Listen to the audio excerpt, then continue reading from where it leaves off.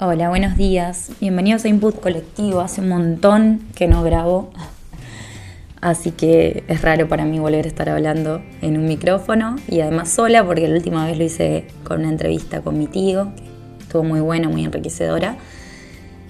Bueno, ahora estoy acá yo sola para venir a hablar. Estoy un poco monotemático últimamente, porque voy a hablar de muerte, porque me atravesó en este último tiempo. Sabemos que la muerte es algo que nos atraviesa a todos desde muy chicos. Y además, no solo a nosotros desde muy chicos, sino a todas las civilizaciones antiguas. Siempre buscaron la explicación de la muerte y qué era el final de la vida, y si había un después, si no había un después. De ahí surgen también las religiones, los mitos y un montón de cosas alrededor de lo mismo. Hay pocos temas que vuelven loco al hombre y la muerte es uno de esos. Y es también lo que nos define como seres humanos, ser conscientes de que vamos a morir, ser conscientes de que somos seres finitos, que hay un final en este camino y eso un poco nos separa del resto de los animales, tener esa conciencia acerca de eso. Y ya les digo, creo que dentro de la filosofía, este tema de la nada y la muerte, porque también está un poco eso, ¿no? ¿Qué hay después de la muerte? Es esas preguntas que se hacen mucho los filósofos y todas las personas. Vieron que yo les decía que al principio cuando somos más chicos somos más curiosos, hacemos más preguntas y filosofamos un montón. Y una de las principales preguntas que por ahí descolocan a los padres siempre es la pregunta acerca de la muerte. O una forma difícil de transmitirlo, ¿no? Cuando hay una muerte es difícil transmitírselo a un nene más chico. De hecho, hasta cuando se muere un perro o un animal, que obviamente es igual de importante en mi opinión, pero también ahí, ¿no? Como bueno, no, se fue de vacaciones, no, se fue con una novia ahí en la calle, se fue, lo llevamos al campo, como que no hay una forma clara de expresar eso, y muchas veces no sabemos cómo hacerlo, de si realmente es mejor empezar a preparar a esa persona para algo que existe, o quizás es mejor esperar a que sea mayor. También creo que depende si tenemos alguna creencia en particular. Por ejemplo, si nosotros creemos en que hay una vida después de la muerte, como se cree en todo el judío-cristianismo, ¿no? En esto de que bueno, podemos ir a un cielo, a un infierno o a un purgatorio. Ahí como que se desarrollan otras cosas, ¿no? Primero vivimos para poder aspirar a llegar a un cielo. Vivimos no esta vida, o eso es de la manera en la que yo quizás veo un poco esta rama de esta parte del cristianismo, de la idea de la muerte, ¿no? Que no estamos viviendo para vivir esta vida, sino para lo que va a venir después, para llegar después a un cielo donde todo va a ser perfecto, donde voy a volver a reencontrarme con esas personas, con mis antepasados y con la gente que me rodea. O si hago las cosas mal, en base a estos cánones que te pone la religión y a estos mandatos, a estos mandamientos. Si hago las cosas mal voy a ir al infierno y ahí, bueno, ahí es otra cosa, ahí voy a estar con otras personas, ahí voy a vivir otras cosas. Entonces es como vivir para lo que va a pasar después y todo lo que eso conlleva, ¿no? Vivir un poco con culpa, con remordimientos. También hay una idea, ¿no? que es un poco una idea que a mí me divertía mucho pensar, me gustaba mucho ver películas acerca de eso cuando era más chica, de la idea de la reencarnación. Esta idea de llegar a un samsara, que es una idea que habla de un ciclo, de un renacimiento que tienen desde el hinduismo y el budismo. A mí me parece muy divertido eso de renacer, reencarnar en otra cosa, hasta en otro animal, o la idea de reencarnar para como cada vez ser mejores, ¿no? Yo siempre me ponía a pensar, si estamos todo el tiempo reencarnando para ser mejores, ¿por qué siento que la humanidad no está siendo mejor? Pero a la vez si reencarnamos en otros animales, ¿qué quiere decir? Que en realidad nuestras almas van dejando los cuerpos humanos y pasan a los animales porque son superiores en otras cosas. El otro día escuchaba el podcast Barbano en Historias Reales y lo tuve que dejar de escuchar porque estaba viendo lo del caso de Lucio y lo que le hicieron tanto su mamá como la novia de su mamá. Y no, es muy cruel porque también había un par de audios ahí, bueno. Es muy cruel a lo que puede llegar el ser humano. Y eso en el reino animal no se ve tanto, porque quizás en las cosas que podrían ser consideradas como maldad, en realidad son una cuestión de supervivencia de la especie. Es actúan muchas veces con un altruismo, o sea, todo lo que sea en bien de que la especie sobreviva y no en sí el individuo. Y todo lo contrario, lo que nosotros vemos, lo que siempre les digo que siento que está pasando en la sociedad actual, de que es meramente lo importante soy yo, mi familia y 1 o 2 que me rodean, el resto no, o sea, es que estamos yendo al individualismo, todo lo contrario. Todo lo oscuro que yo veo que hay en el ser humano y las cosas que pasan en el día a día, las cosas que nos atraviesan en la cabeza. Hay mucha gente que está muy mal, pero mal psicológicamente. Digo, en Estados Unidos vieron lo que pasó con la chica ucraniana que la mataron en el tren. Gente que realmente está muy mal. Hay una parte que nosotros podemos hablar, podemos comunicarnos, podemos expresar y exteriorizar lo que nos pasa. Todo eso es parte de lo que es el ser humano, pero también hay otra parte muy biológica que necesitamos que esté equilibrada. Y bueno, toda esta conciencia que nos hace seres humanos es re peligrosa también. Y esta conciencia que nos hace pensar en la muerte. De lo que voy a hablar hoy es acerca de la muerte digna, de la eutanasia, de cómo muchas veces hablamos de la libertad para vivir de una determinada manera, pero no se habla tanto de la libertad de morir. Porque también tenemos que pensar que la eutanasia no habla de la muerte, habla de la vida, de una vida que ya es insoportable para vivirla, por el dolor, por diferentes causas, una vida en la que ya no somos nosotros. También eso es re filosófico, ¿no? ¿Qué nos define como nosotros? Son nuestras células, nuestras moléculas.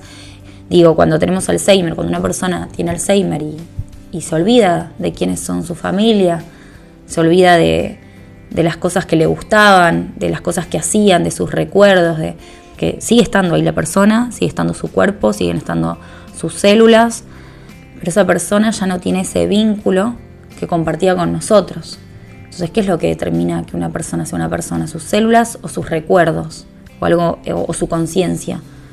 Hay un capítulo que recordé en este podcast que me hace re mal, pues es terrible.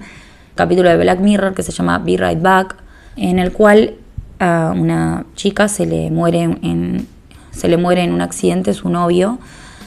Y bueno, le venden un paquete en el cual ella puede seguir hablando y chateando con él. Primero puede chatear, después puede hablar por teléfono.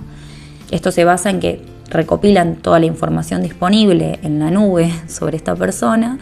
Entonces, bueno, simulan cómo le respondería o qué consejos le daría. Entonces, ella dice que es su forma de pasar el duelo. Bueno, vamos a probar. Pero después hasta le pueden mandar una parte más premium, que es donde le mandan el cuerpo de la persona. Y bueno, aparece la persona, todo su cuerpo, todos sus pensamientos en base a la nube. Pero hay algo que a ella le falta, porque hay algo que no está en internet y en nuestras conversaciones, y que es nuestra conciencia. Está buenísimo el capítulo, lo súper recomiendo para ver. Hay muchos capítulos de Black Mirror que les digo siempre que están muy buenos, porque hablan un poco de cómo esta tecnología puede asemejarse tanto a lo que es una persona. Ayer hablábamos con una amiga que trabaja en embriología, y también hablábamos del comienzo de la vida, ¿no? Yo estoy a favor de la ley del aborto, y siempre cuando se hablaba de esto de, ¿por qué no es vida un embrión? ¿Por qué sí? Hay que ponerse a pensar que si yo pienso a mi cuerpo como lleno de células, en realidad yo estoy lleno de vidas, ¿no? Porque una célula es una unidad de vida. Un embrión tiene células que tienen vida. Pero eso no es una persona. Entonces, como que separar un poco de lo que es persona de unidad de vida, ¿no? Y porque la persona es otra cosa. Es esta conciencia de que estoy vivo, es este sentimiento de dolor, sentimiento de angustia, sentimiento de felicidad, conexión. Una persona es mucho más. Entonces creo que ahí es donde tiene que estar la distinción, en persona con derechos, y derecho a vivir, y derecho también a decir vivir así no es vivir, y decidir cuándo morir. No sé qué pensarán ustedes de esto de la eutanasia. Creo que cada vez hay más voces que estamos de acuerdo en decir que es importante que una persona pueda decidir cuando ya no quiere vivir. Es muy importante que pueda tener el derecho a esa elección. Y por suerte en los últimos años ha habido aproximaciones a esto, pero también tenemos que entender que es un proceso re lento, porque hay toda una iglesia que habla de una idea de vida y de muerte que no se corresponde con todo el tema de la eutanasia y el suicidio asistido. Y piensen que, imagínense, si además suicidarse no vas al cielo.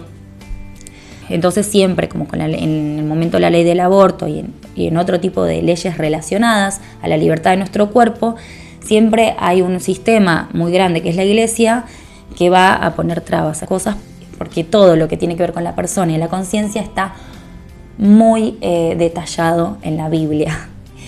Y la Biblia, piensen que fue el libro más vendido en todo el mundo, más leído, más consumido. Entonces siempre algo se escribió y siempre va a haber algo que vamos a tener que estar refutando y vamos a tener que estar explicando por qué sería bueno, por ejemplo, que una persona pueda abortar, por qué sería bueno que una persona pueda decidir cuando no quiere seguir viviendo. Yo la verdad no sabía bien las diferencias entre, por ejemplo, sedar a una persona o de proveerle de algo para que directamente esa persona entre en paro y muera, o darle la medicación pero que esa persona se encargue después de tomarla. Como que hay diferencias dentro de lo que es la eutanasia. Yo llamaba todo eutanasia y creo que tiene sus distinciones, que después coloquialmente quizás los determinados países donde están aprobadas se toman de la misma manera, pero tiene sus diferencias legales y obviamente depende de las leyes de cada país y hasta dónde llegan, ¿no? Y dónde ponen el límite. Pero les voy a contar un poco esto que investigué. Justo también hace poco, para ir de la mano con estos temas, leí el libro Las intermitencias de la muerte. Es un libro de José Saramago. Me gustan mucho las ideas que tiene José Saramago en sus libros. Por ejemplo, este libro en particular me gustó el principio al fin, quizás no en el medio, me aburrí un poco en la mitad del libro.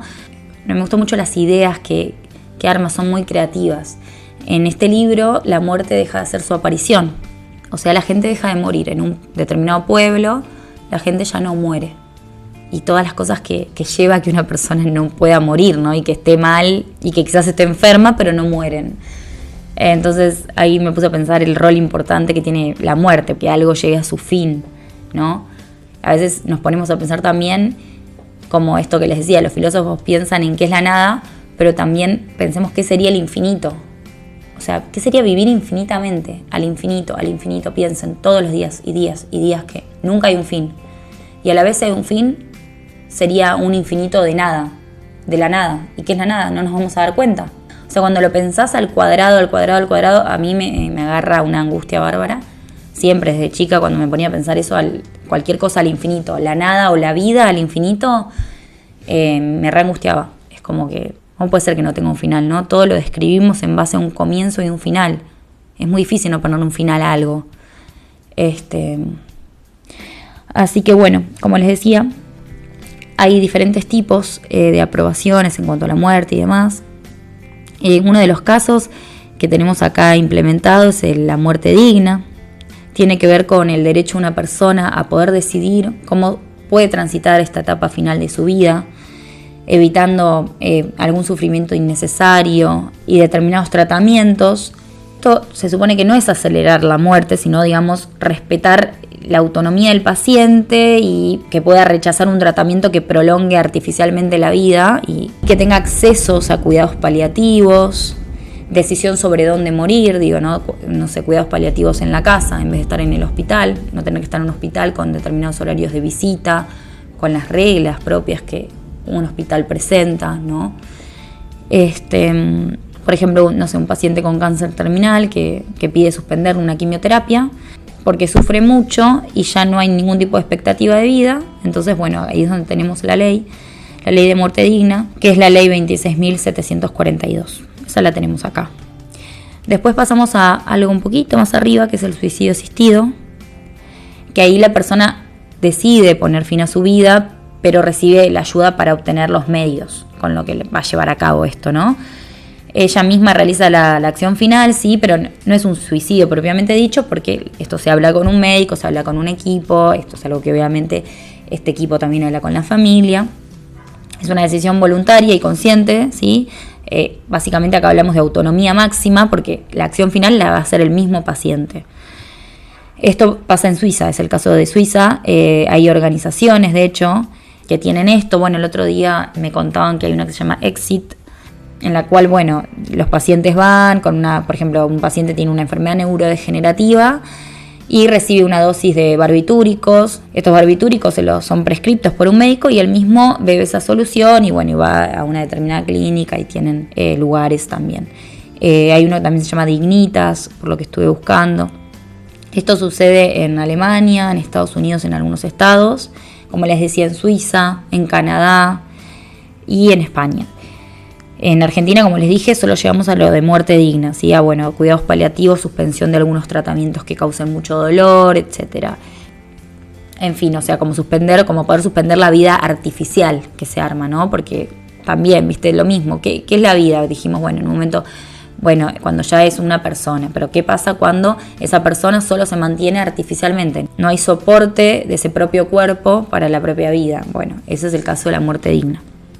Suicidio asistido ya estamos hablando de otras cosas, de por ejemplo esto, tener Alzheimer y decir, bueno, el día que yo ya no reconozca a mi familia, que ya no les puedo decir te quiero, que ya, bueno, ahí yo les pido por favor que me asistan en esto, ¿no? Eso sería suicidio asistido. Y después tenemos ya la eutanasia, en el cual ahí el profesional de salud es quien realiza la acción, digamos. La autonomía, digamos, no es la del paciente en la acción final, sino que ahí interviene el médico. Acá esto es legal en Países Bajos, en Bélgica, en Luxemburgo, en Canadá y en Colombia. Y también en España. En España tienen leyes que están como entre suicidio asistido y eutanasia, también dependiendo, ¿vieron? Porque en España, en Cataluña es bastante diferente a lo que hacen en Madrid, entonces, bueno, encontré como diferentes cosas acerca de España, pero básicamente están entre eso. Yo creo que ya llegó la ley de eutanasia y hace muy poco fue, creo que en el 2021. Bueno, está en Colombia también. Me pareció re interesante porque, bueno, vieron que siempre en Latinoamérica llegamos un poco más tarde a algunos avances sociales, pero en Colombia tienen la ley de eutanasia. Y esto lleva siempre a preguntas disparadoras que traigo, que es que hasta dónde una persona puede decidir sobre su propia muerte, y esto que les decía hoy, que en realidad no está decidiendo sobre la muerte, está decidiendo de la vida, de no continuar con una vida que le trae mucho más sufrimiento, de una vida que ya no considera como propia por algún caso médico que le haya sucedido. Entonces también si esto del Estado debe proteger la vida a toda costa, ¿no? Y el rol de los medios en esto, porque piensan que también hay muchos conflictos con el juramento hipocrático de los médicos. Hubo un caso en el cual una chica se quería hacer eutanasia, esto fue en España, fue hace no mucho, y el padre busca abogados cristianos y entonces alega que no, que su hija no está en capacidades porque está tan enferma que no está en sus capacidades para poder decidir. Pasan los meses, se discute y al final deciden permitir que esa chica se haga la eutanasia. Entonces también ahí, viste, cuando se juegan esto de, bueno, está en sus facultades la persona o no, ahí saltan muchos en pos de eso, a decir, si no está en sus facultades, no puedes hacer la eutanasia. Hay mucho conflicto. Imagínense antes. Algo re interesante que encontré es acerca de un doctor argentino que estaba en España trabajando, el doctor Marcos Ourman, que lo apodaron doctor asesino y lo volvieron loco los medios, y ahora es como un pionero de que la eutanasia sea legal en diferentes países. Este médico en 1989 se mudó a Barcelona y empezó a trabajar en emergencia y recibe una noche a una señora de 82 años, Carmen, que tenía desde infarto agudo de miocardio, cáncer de colon, hemorragias, diabetes descompensada, y la mujer le decía que no quería vivir más. Fue con su hija y le decía, yo no quiero que mi hija me siga viendo así, no quiero seguir sufriendo. Obviamente el médico le dijo que él no podía hacer esto. A la noche lo llaman porque ella se había complicado, la hija le dice si la podía sedar para que ella no sienta tanto dolor. Sabemos que la sedación es algo que puede llevar varios días hasta que la persona muere, pero que la persona eventualmente muere, porque ya sedarle simplemente como que no sufra tanto.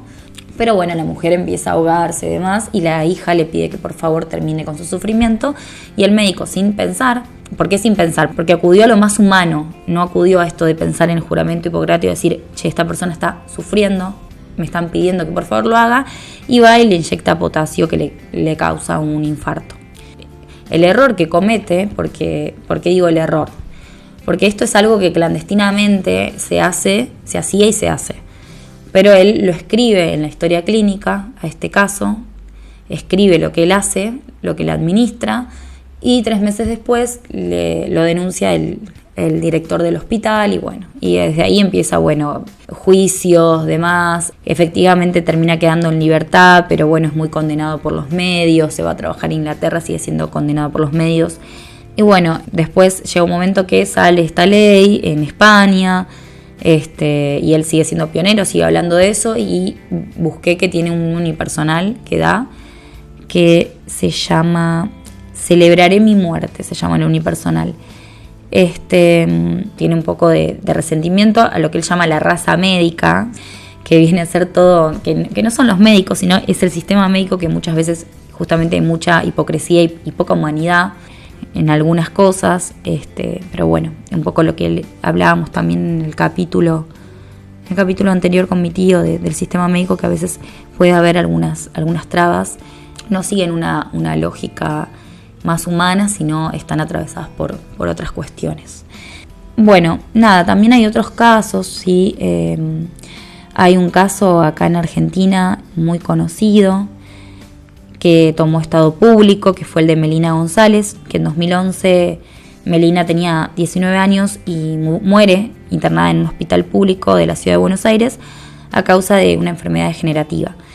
¿Qué pasó? Debido al avance de la enfermedad que Melina tenía, había solicitado a los médicos que por favor aliviaran sus dolores por medio de sedaciones paliativas, tratamientos farmacológicos, y esto se lo negaron, y ahí este caso llega a legisladores. Melina González estaba en el hospital Garrahan, y por suerte fue muy acompañada por su mamá, Susana Bustamante. Las dos pelearon muchísimo para que el caso se analizara en la Red Argentina de Bioética y Derechos Humanos, en la Secretaría de Derechos Humanos de la Nación, y le fueron dando esta sedación paliativa, y si hubiesen aceptado su voluntad antes, obviamente le hubiesen evitado casi un mes de dolores intensos, porque ella estaba muy mal a lo último.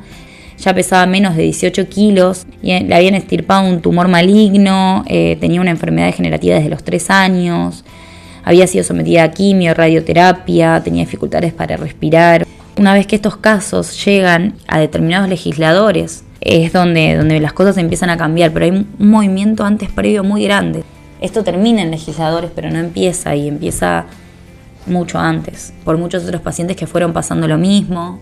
Se va juntando gente que atravesó por eso, atravesó que un familiar haya sufrido y no hayan podido terminar con su sufrimiento. Imagínense lo que es ver a alguien, a un ser querido, sufrir durante tanto tiempo, porque creo que, y sin ningún lugar a dudas, mucho peor que la muerte es el sufrimiento. Así que era un poco meternos en este tema de muerte digna, de autonomía de una persona, de lo importante que una persona pueda decidir, como les digo, cómo vivir, porque la muerte es parte de la vida, porque si nosotros no morimos y seguimos viviendo con sufrimiento, solo para prolongar la muerte, es parte de la vida lo que estamos hablando, más que de la muerte. Así que sabemos que la muerte clínica se produce cuando cesa la respiración y la circulación, que después tenemos también la muerte cerebral, que es cuando el cerebro deja de funcionar, y ahí tenemos algunos órganos que se pueden mantenerse con vida, que luego también pueden ser donados para trasplantes. Y esto, como les decía, me traía a pensar todo lo del tema de la tecnología. Cada vez permite que la vida se prolongue más. Esto también lo hablamos en otro capítulo, ¿no? Prolongar la vida, pero siguen estas enfermedades crónicas a las cuales no se les ha encontrado una cura. Entonces podemos vivir un montón, pero llenos de enfermedades crónicas. Podemos estar internados meses, salir, volver a estar internados otros meses, con todo el sufrimiento que eso lleva para la familia, y además todos los cuidados que tiene que tener la familia con respecto a eso. Así que es un tema que tiene muchas aristas, muchas cosas para discutir, pero creo que podemos llegar a una conclusión de que la eutanasia es algo necesario, de que muchas personas la pasan muy mal y necesitan poder darle un final digno a su vida, y que no hay nadie mejor para decidir que la propia persona o la gente que quería y conocía a esa persona. Así que muchas gracias por haber estado ahí el día de hoy. Les mando un beso muy grande y nos escuchamos la próxima.